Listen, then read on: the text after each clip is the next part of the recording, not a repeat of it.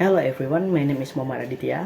In this presentation, I'll be talking about Chapter 1 of the book Philosophy of Education, an introduction title on reading this book.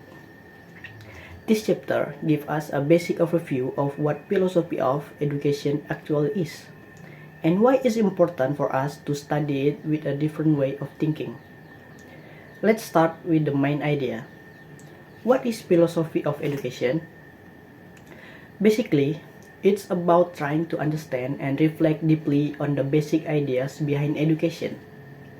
It's not just about teaching technique or classroom strategies, but more about the meaning and purpose behind why we educate in the first place. According to the book, the main goal is to help us think more clearly and critically about key concepts that we often take for granted. Early in the chapter, the author talks about the difference between words and concepts. This might sound simple, but it's actually quite deep. A word is just a symbol we use in communication. A concept, on the other hand, is our understanding of what that word refers to. For example, take the word zygote.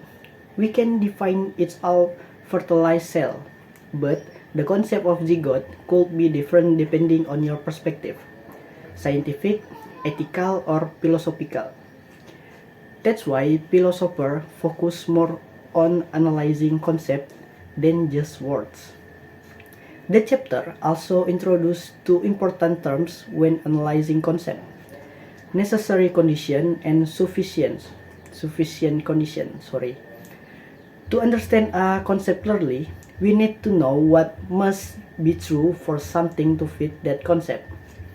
For instance, having a high IQ might be a necessary condition for calling someone gifted, but that alone may not be sufficient. Other factors like creativity or motivation may also matter. This kind of analysis helps us avoid oversimplifying complex ideas. Another point the chapter makes is that philosophy is not an empirical science. In other words, philosophy doesn't collect data or run experiments.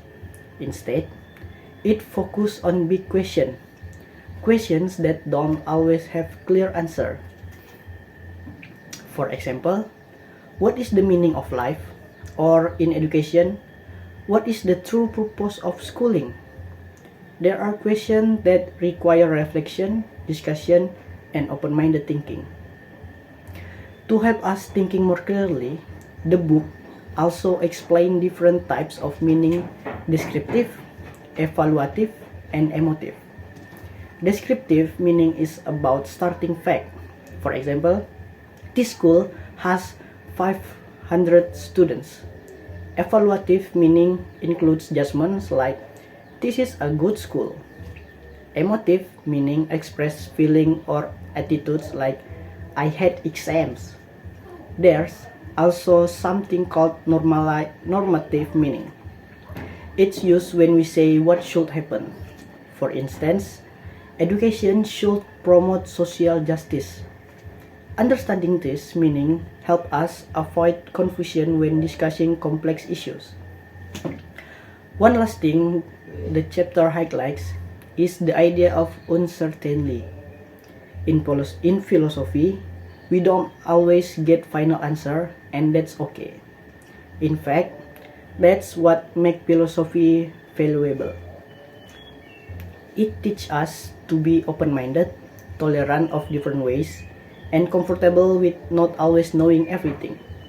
In education, this means being willing to question old tradition and think critically about the future. To close this presentation, I want to leave you with two questions to reflect on. First, can someone be called educated just because they know a lot, even they lack empathy or critical thinking? Second, how can understanding different kinds of meaning help us respond more wisely to current debate in education? That's all from me. Thank you.